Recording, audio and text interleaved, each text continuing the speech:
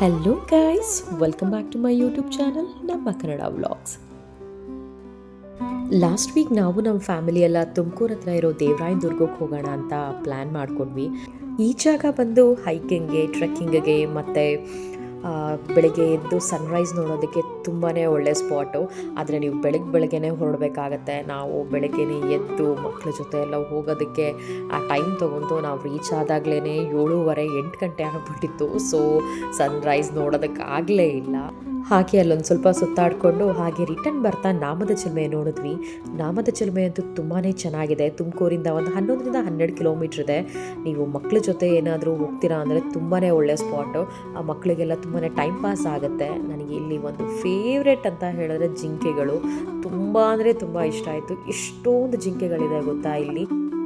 Entry fees ಅಂತ ಇಲ್ಲಿ ಒಂದು 20-30 ರುಪೀಸ್ ತೊಗೊತಾರೆ ಪರ್ ಪರ್ಸನು. ಬಟ್ ನೀವು ಅರ್ಲಿ ಮಾರ್ನಿಂಗ್ ಹೋದರೆ ತುಂಬ ಚೆನ್ನಾಗಿರುತ್ತೆ. ಬಿಸಿಲು ಟೈಮಲ್ಲಿ ಹೋದರೆ ನಿಮಗೆ ಅಷ್ಟೊಂದು ಟೈಮ್ ಸ್ಪೆಂಡ್ ಮಾಡೋದಕ್ಕಾಗಲ್ಲ, ಬಿಸಿಲು ಬಂದುಬಿಡತ್ತೆ. ಅಲ್ಲೆಲ್ಲ ಓಡಾಡಿ ಎಕ್ಸ್ಪ್ಲೋರ್ ಮಾಡೋದಕ್ಕಾಗಲ್ಲ. ಬಟ್ ನೀವು ಬೆಳಗ್ಗೆನೇ ಒಂದು 6 ಗಂಟೆ 7 ಗಂಟೆಗೆ ಬಂತು ಅಂತ ಹೇಳಿದ್ರೆ ಒಳ್ಳೆ ವಾತಾವರಣ ನೀವು ಎಂಜಾಯ್ ಮಾಡೋದಕ್ಕೆ. ಇಲ್ಲ ಜಿಂಕೆಗಳನ್ನ ನೋಡಿದ್ರೇ ತುಂಬಾ ಖುಷಿ ಆಗುತ್ತೆ. ಪುಟ್ಟ ಜಿಂಕೆಗಳಿದ್ದಾವೆ. ನಿಜವಾಗ್ಲೂ ನೀವು ವಾಕ್ ಮಾಡ್ಕೊಂಡು ಅರೌಂಡ್ ಒಂದು 2-3 ಅವರ್ಸ್ ಆರಾಮಾಗಿ ಸ್ಪೆಂಡ್ ಮಾಡ್ಬೋದು. ಮಕ್ಕಳು ಕೂಡ ಎಂಜಾಯ್ ಮಾಡ್ತಾರೆ ಈ ಜಾಗನ.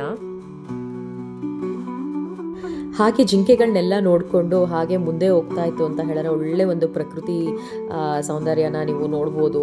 ವಾಕ್ ಮಾಡೋದಕ್ಕೆ ಒಂದು ತುಂಬ ಅಂದರೆ ತುಂಬಾ ಒಳ್ಳೆ ಜಾಗ ಅಂತ ಹೇಳ್ಬೋದು. ತುಮಕೂರು ಸುತ್ತಲೂ ಇರೋರ್ಗಂತೂ it's a very beautiful spot actually.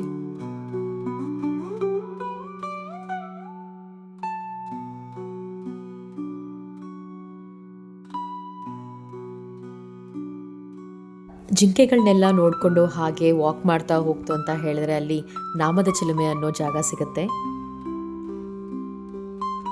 ಈ ಜಾಗಕ್ಕೆ ನಾಮದ ಚಿಲುಮೆ ಅನ್ನೋ ಹೆಸರು ಬಂದಿದ್ದೇ ಒಂದು ಸುಂದರವಾದಂಥ ಕತೆ. ರಾಮಾಯಣ ಕಾಲದಲ್ಲಿ ಶ್ರೀರಾಮಚಂದ್ರ, ಲಕ್ಷ್ಮಣ, ಸೀತೆ ಕೆಲಕಾಲ ದೇವರಾಯನ ದುರ್ಗದ ಕಾಡಿನಲ್ಲಿ ವನವಾಸಕ್ಕೆ ಅಂತ ಬಂದಿರ್ತಾರೆ. ಒಮ್ಮೆ ರಾಮನಿಗೆ ಹಣೆಗೆ ತಿಲಕವಿಡುವಂಥ ಸಂದರ್ಭ ಬರುತ್ತೆ. ಸೊ ನೀರಿಗೋಸ್ಕರ ಸುತ್ತಲೂ ತುಂಬಾ ನೋಡ್ತಾರೆ, ಎಲ್ಲೂ ನೀರು ಸಿಗಲ್ಲ. ಆಗ ರಾಮ ಬಾಣ ಹೂಡಿ ಒಂದು ಬಂಡೆ ಮೇಲೆ ಬಿಡ್ತಾರೆ. ಆ ಬಾಣ ಹೊಳ ಹೊಕ್ಕು ಒಂದು ರಂಧ್ರವನ್ನು ಕೊರೆಯುತ್ತೆ. ಅಲ್ಲಿಂದ ನೀರಿನ ಬುಗ್ಗೆ ಚಿಮ್ಮುತ್ತೆ. ಆ ನೀರನ್ನು ತೆಗೆದುಕೊಂಡು ರಾಮ ತನ್ನ ಹಣೆಗೆ ತಿಲಕವನ್ನು ಹಿಡ್ಕೊತಾರೆ. ಹೀಗಾಗಿ ಈ ಜಾಗಕ್ಕೆ ನಾಮದ ಚಿಲುಮೆ ಅನ್ನೋ ಹೆಸರು ಬರುತ್ತೆ. ಇಲ್ಲಿ ಕಡು ಬೇಸಿಗೆಯಲ್ಲೂ ಕೂಡ ನೀರು ಚುಮ್ಮುತ್ತಲೇ ಇರುತ್ತೆ. ಅಂದರೆ ವರ್ಷದ 365 ದಿನವೂ ಯಾವ ಟೈಮಲ್ಲೂ ಕೂಡ ಈ ನಾಮದ ಚಿಲುಮೆ ಬತ್ತೋದಿಲ್ಲ.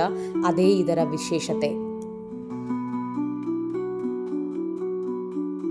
ಈ ಜಾಗ ಏನಕ್ಕಪ್ಪ ಇಷ್ಟ ಆಗುತ್ತೆ ಅಂತ ಹೇಳಿದ್ರೆ ಇಲ್ಲಿನ ವಾತಾವರಣ ಮತ್ತು ಇಲ್ಲಿರುವಂಥ ಜಿಂಕೆ ಮತ್ತು ಕವಡೆ ಪ್ರಾಣಿಗಳಾಗಿರ್ಬೋದು ಮತ್ತು ಈ ಜಾಗದ ಇತಿಹಾಸ ಇದು ತುಂಬ ಅಂದರೆ ತುಂಬ ಇಷ್ಟ ಆಗುತ್ತೆ.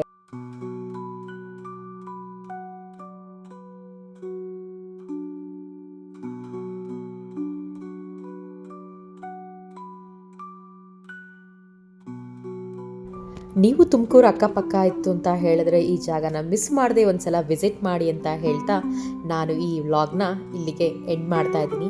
ಮತ್ತೆ ನನ್ನ ಮುಂದಿನ ವ್ಲಾಗಲ್ಲಿ ನಿಮಗೆ ಸಿಗ್ತೀನಿ ಅಂತ ಹೇಳ್ತಾ ಅಂಟಿಲ್ ದೆನ್ ಟೇಕ್ ಕೇರ್, ಬಾಯ್.